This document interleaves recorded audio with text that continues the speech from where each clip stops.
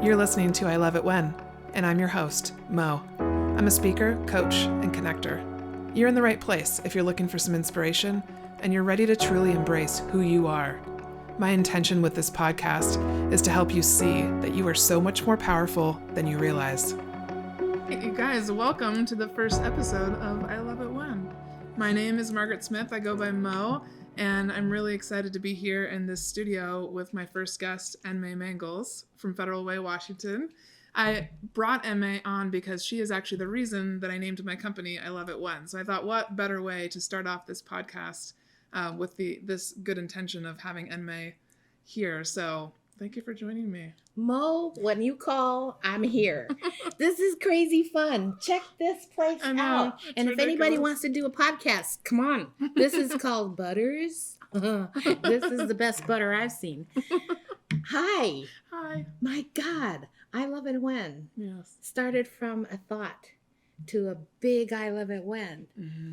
And it was what I said whenever you wanted to tune into your own intuition. Mm-hmm. I love it when starts your intuitive voice, your heart, your inner GPS, your radar. Because if you're listening to yeah, but, and what if, and yeah, Mm-hmm. all those just start up doubt and instinct, Mm-hmm. the fear-based decision maker. Mm-hmm. Nasty, stinky stuff comes out of there. Yes. And nothing ever works. It might work for a minute, like Yeah. Don't forget to wear underwear when you go outside. That's good. But I love it when just resonates, lets you trust your inner voice. Mm-hmm. That's what I love to do, is help people trust their inner voice. I thought when I was naming my company, I thought, oh my gosh, this is fantastic. It felt so right. And it's all about, like you said, being expansive and not making yourself small. And I want that for everybody that I interact with. I'm hoping that everyone gets a chance to I love it when. I help people every day do that.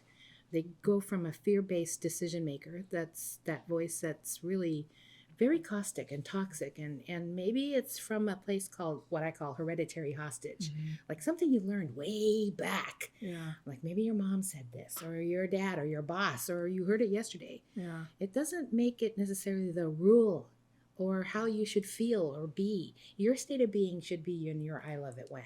Yes. So I'm wondering if we can start off by having you share a little bit about your story, how you discovered your gift to begin with, because that's a story that I've never asked you about publicly or on like our previous podcast episodes with Finally Clicked. But the intention behind this podcast is really community stories, the power of stories. And I find your story to be so inspirational. It's been inspirational to me and to people that you've shared it with when you've come to my retreats. And so for whatever part that you're comfortable sharing, I wanted to start that off. 63 years, I can share it all with you. But it really started at a sandbox. I started talking to people, things, or figures or stars that I thought everybody could see. I thought everyone could see across the veil on the other side. I guess not. So anyways, my Chinese dad saw me talking in Chinese. I don't speak Chinese. Okay. I kind of look it, but I don't speak it. Yeah. Suddenly he's asking me, who are you talking to? I said, it's your dad. And he's long gone. But I said, your dad told me a story about you. And I could see my dad was turning pale. And at the same time, I'm explaining what the story was about long, long ago in China, that something had happened to him. And only he and his father knows. He starts yelling for my mom. And now I'm sitting at the sandbox going, what's wrong? Nothing's wrong, in May. You have the family curse. So what was known as a curse, jokingly, lovingly, was also my gift, that I could hear, feel, sense, speak, taste, another dimension. Mm-hmm. I had no explanation why, and I didn't know why, but it was given to me. Later on, I learned that it does run in the Chinese side of my family. I'm half Chinese and half Japanese. Maybe a little swab test showed up with 11% Korean. But anyways, pre-Ice Age. So now I use this incredible radar system that actually everybody has. Mm-hmm. But I get to use this to lead people, high-performing people, to be on the biggest stage of their life. So that doesn't mean if you're a housewife and you want to go to the Safeway, that's fine. I'm thrilled for you. But many times we're talking about leaders in industries that are trying to find the right people to be next to, picking their right employees, where to set up their office, and maybe even how to position their front door. Little feng shui works a long way. So I like to teach people how to tap into that intuitive voice of their own. Yeah. So when you were growing up, what was that like as you were navigating, like, realizing Messy. your gifts? Yeah. A little messy. You know, I remember when Joey called me a witch. I did not turn him into a frog, but Joey thought I was different. I brought a bento box to lunch, and he had the peanut butter jelly sandwich, but that wasn't the only thing that made us different. It was the way I processed and saw things and heard things from somebody's past, present, and the future. So, I thought everybody could do that. At home, I was safe. That meant I can share all of that with my family. But I learned later on that when you go outside, you might put a filter on.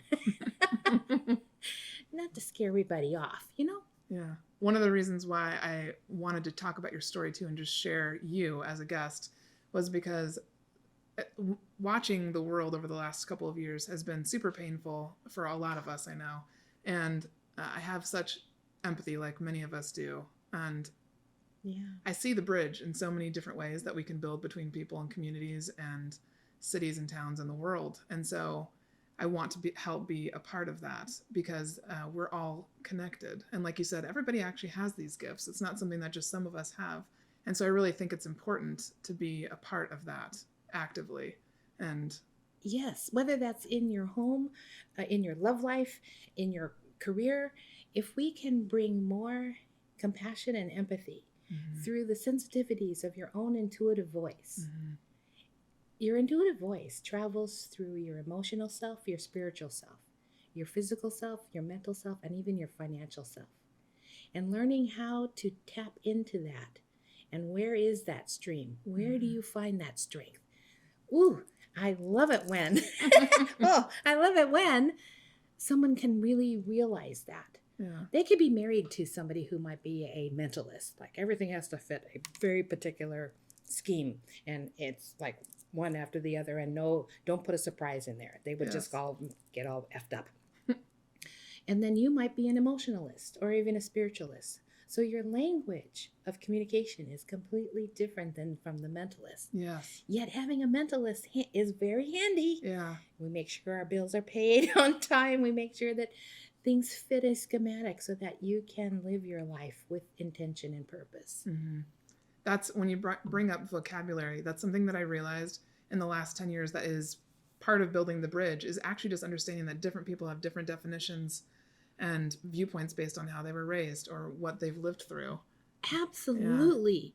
Yeah. I love the toilet seat concept. I mean, I'll explain. Okay. I often see couples in my office and they will say, we can't even communicate. I keep saying to my husband, you always leave the toilet seat up. So I said, stop. Let's turn always into a percentage.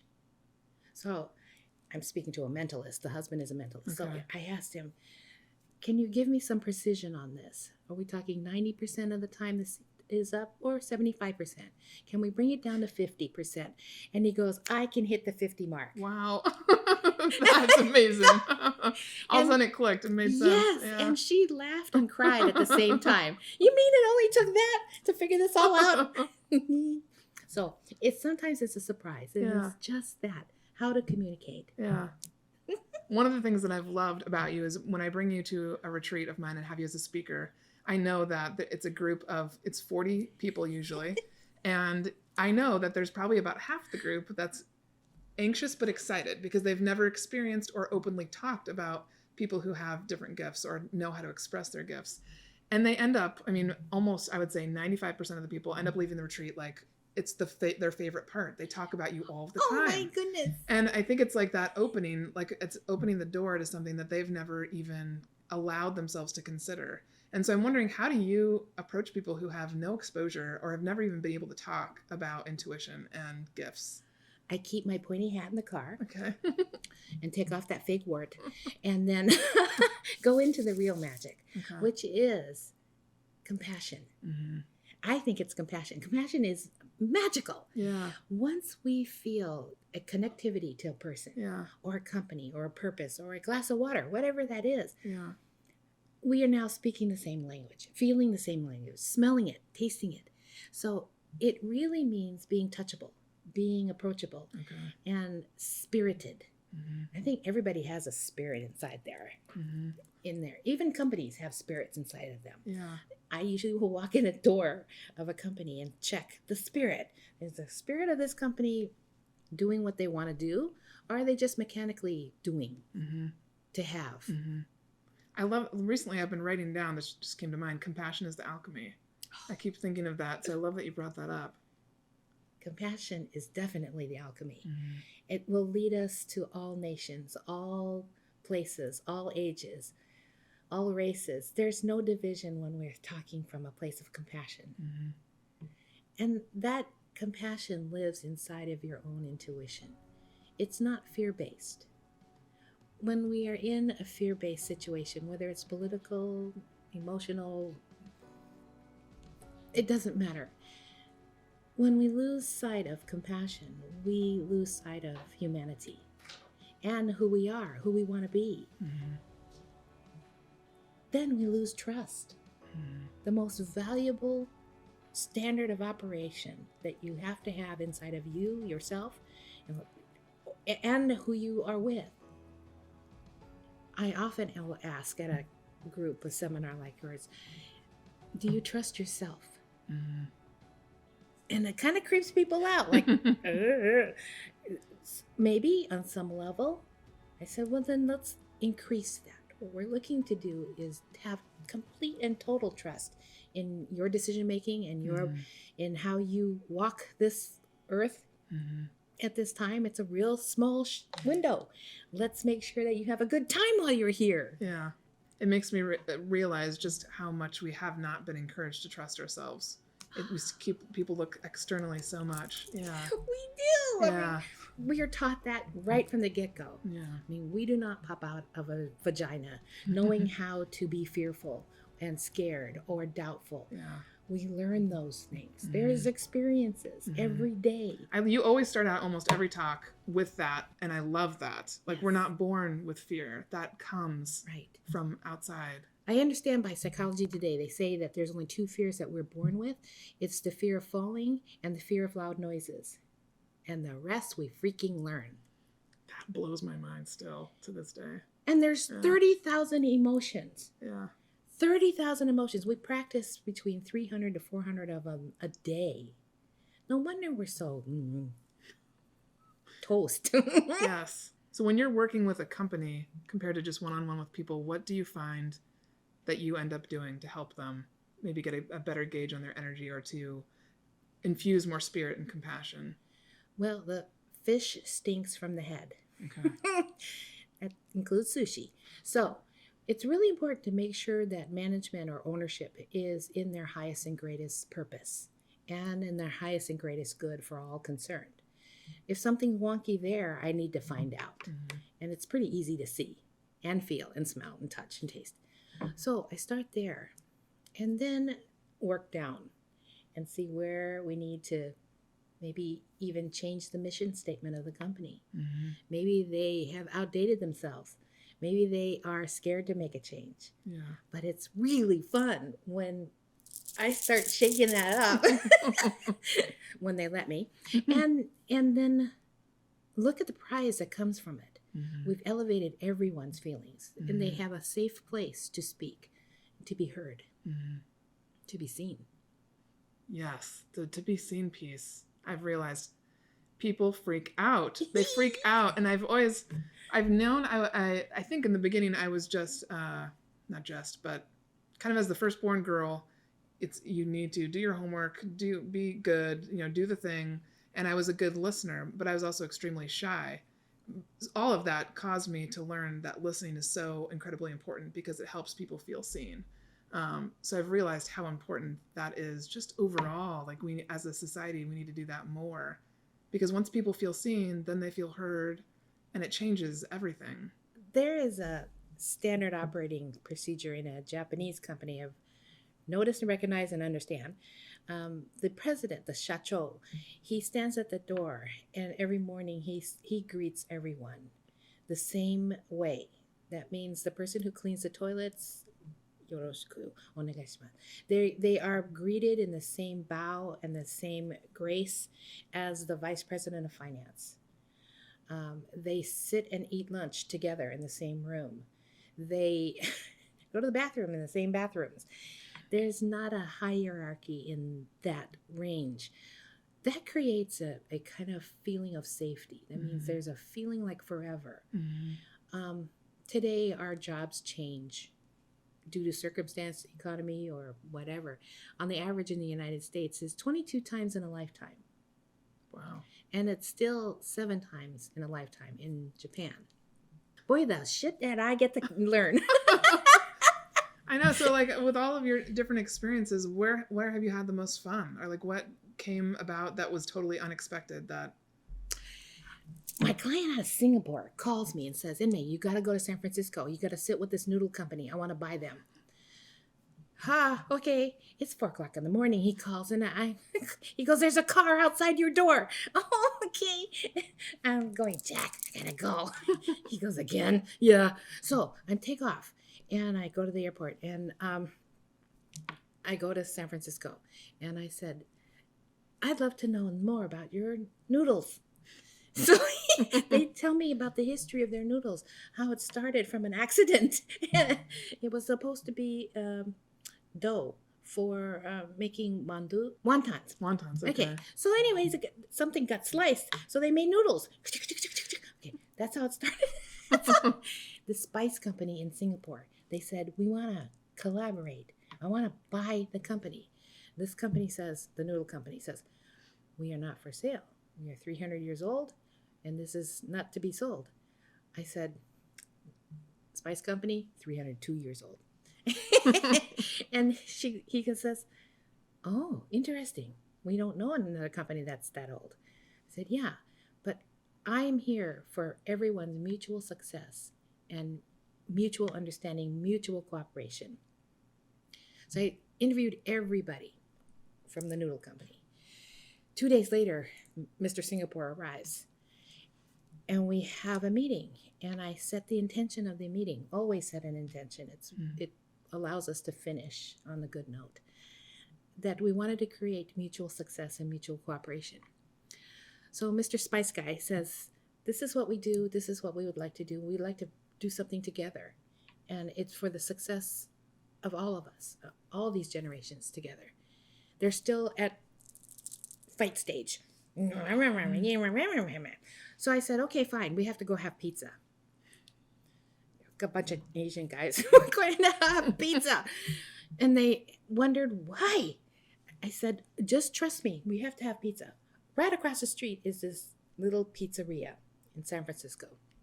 I asked the guy, can we buy your restaurant for the afternoon? He goes, you want to buy my restaurant for an afternoon? He goes, only if I can stay. I said, sure, you can stay. So we paid.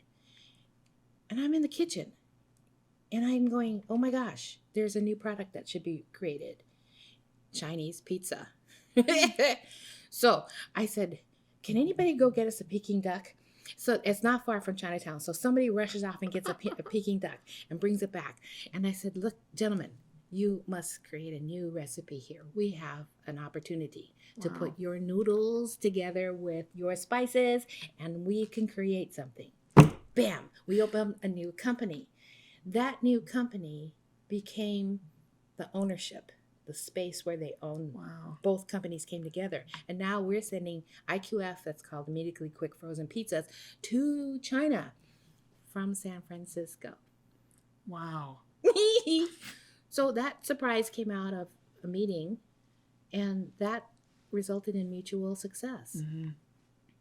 That is such a fabulous example. I know, it was so fun. Oh my God, and I have pizzas up to here in my freezer. But anyways, it's really yummy and fun. I always tell people that, and I think, well, you've come and spoke at BU, the Inner Circle, which is an admin membership that I run with Kathleen Metcalf for Yes. real estate admin.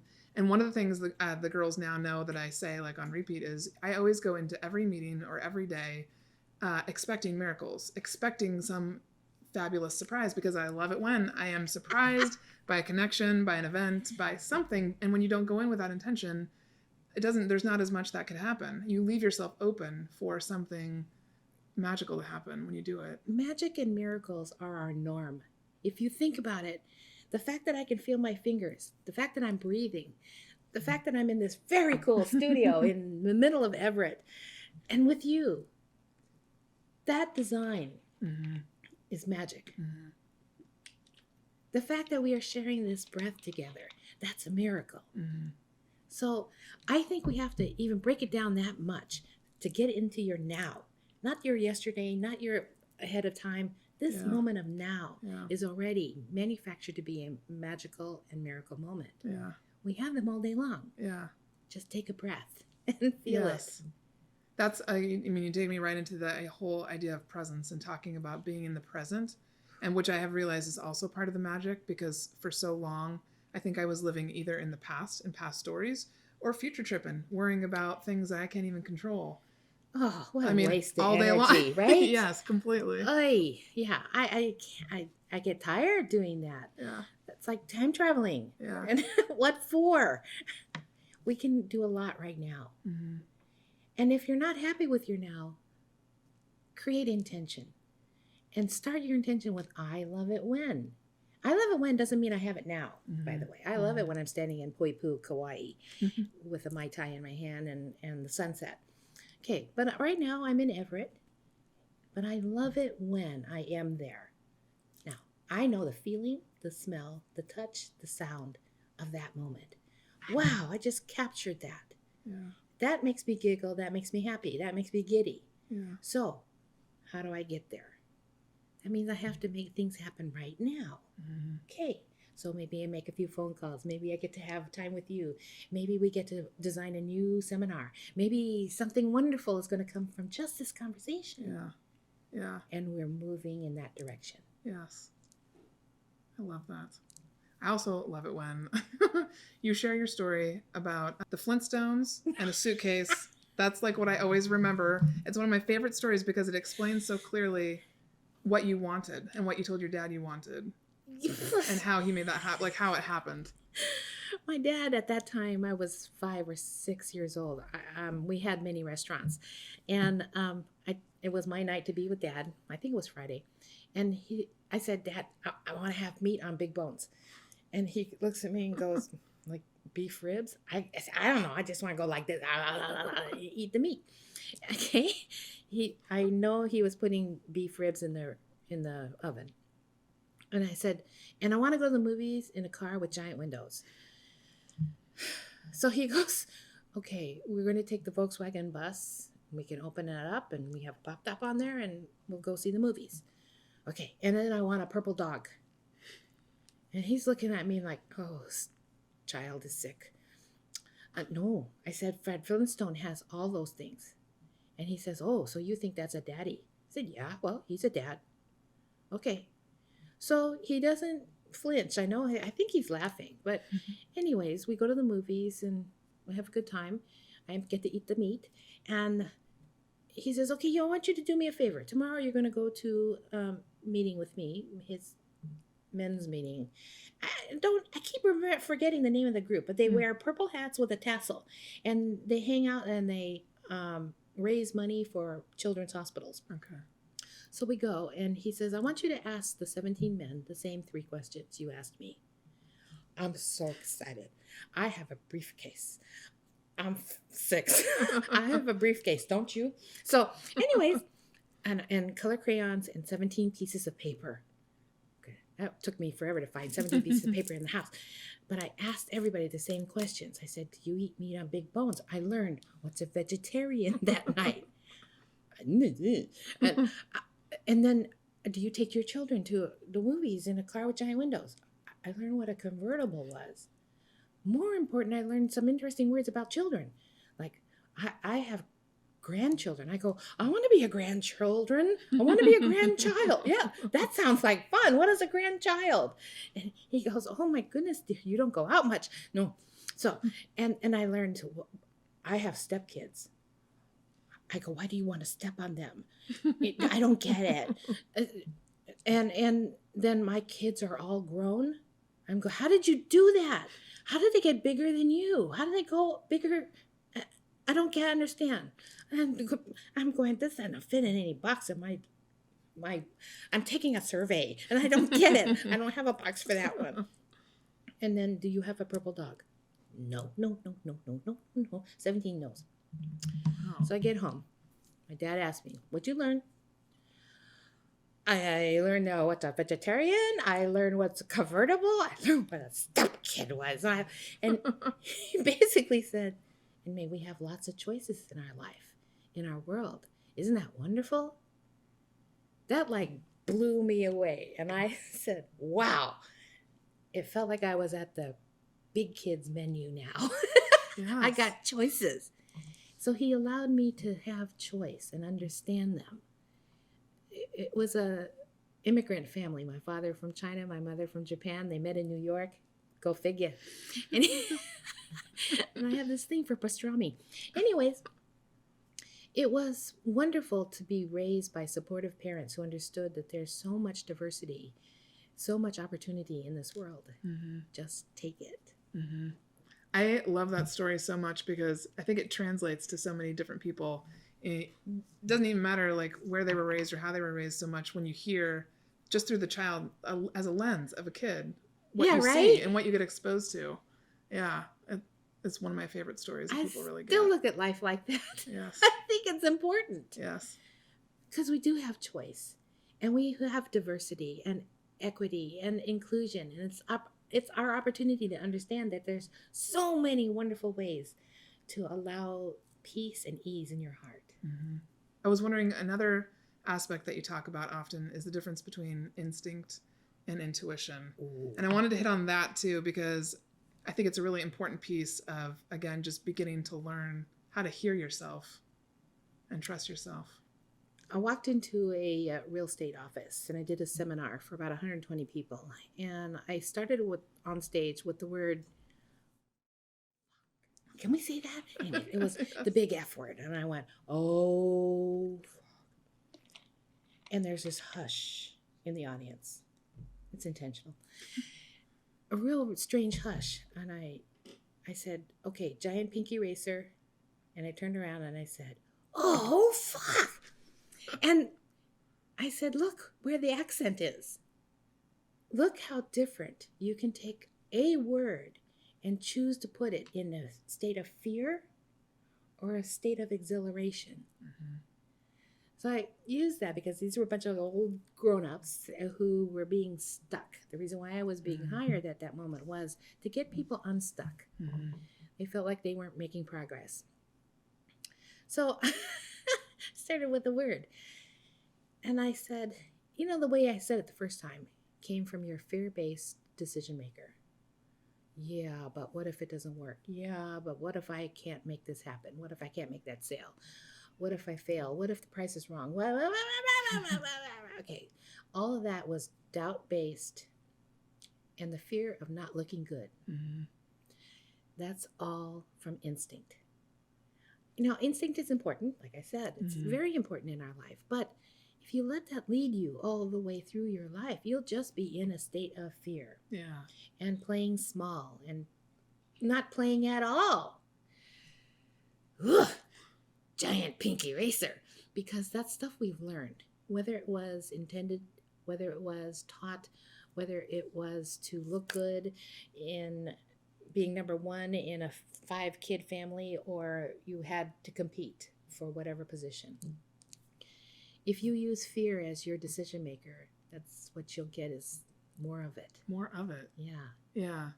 So turn it down. And right behind that is your own intuitive voice. That's from your heart. And your heart is your inner GPS. And that's the one that goes, wow, I love it when. My shaman early on, when I was a baby, 6 years old, taught me how to use that, how to use my heart to listen to the voice, the inner voice that has the voice of trust and reason and opportunity and growth, and always with the highest and greatest intention and purpose for all, not just myself. He said, and may you be selfish, you die alone. So I don't want to do that. He said, hang with your heart. You're going to have a good time. So the workshop that I did was to help these people get out of a yucky place of listening to that tape that goes over and over again. Holy shit, we're past CD-ROM now. Mm-hmm. We have to listen a different way. We have to expand our definition, expand our vernacular, our definitions of life from to Yes. Okay, it's like jumbo shrimp. I think that actually feeds really well into my last question that I have for you. That's actually from my partner Tom. He said, if you have a chance to ask Emma this, I think this would be a really good one for your audience to know. And he said, how do you manage to still have fun and play while managing with your gifts? Hi, Tom. I love toys. I actually grew up in the toy business, and I think that toys help you remember to play. I love remembering the sound of giggles and laughter. And I do take time to do that. I like funny movies. Yeah. I like comedy. I like drama and all that stuff, but I'm not going to sit down and watch Law and Order all night. I can't do that. I think what I do is stay in a space of joy and remember that part that says, well, by the way, I do have a joy bank. The Bank of Joy has stuff like the sound of birds instead of an alarm clock. Okay. The smell of coffee in the morning. Yeah, that's shivery. The sound of laughter with my girlfriends. The sound of cooking with my sisters. I love soft fabrics, like teddy bears. Yes. So I often have one. That you come to my house and there's always you'll find a teddy bear on every couch. Yeah, don't take the dog's toys. But anyways, I think it's important to play, to add that on a daily basis. I mean, Hello Kitty is part of my job. Yeah. Hello Kitty's her sentence to go around the world is to create global friendship. I didn't know that. Yeah. I love that. So whenever I find a Hello Kitty, it's like and I can remember that feeling of what is global friendship. That is just a remarkable feeling. I love that. I think so often too, people don't forget that when I remember when I was growing up, one of the things I used to do, I don't even know why, was imagine the adult that I was meeting as a 10-year-old version of themselves. And all of a sudden it changed. Like if they were being stern with me, I had an understanding of, oh, you were hurt when you were little. I just started doing this and I realized everybody's got a little kid inside themselves. And it really helped to build empathy. I walk around with my little kid. Yeah. I think it's important. And occasionally she needs pistachio gelato and we hang out. Yes. She likes being at the beach and putting her toes in the water. So yeah, feed that and remember that with grace and ease. Okay. Now, if anybody wanted to take a class from you or have a session with you, they can call you first. They can call me first? Okay. Okay, perfect. So to end, what would you say is your current I love it when right now that's like lighten up your life? I love it when I can imagine global peace and ease. I love it when we can communicate. I love it to feel the feeling of living in a world of diversity, equity, and opportunity. Love that. Love you. Thank you guys for listening in, whether on YouTube or on all the podcast channels. And if you're looking for Emma, you can come find me first, and I will direct you. Thank you so much.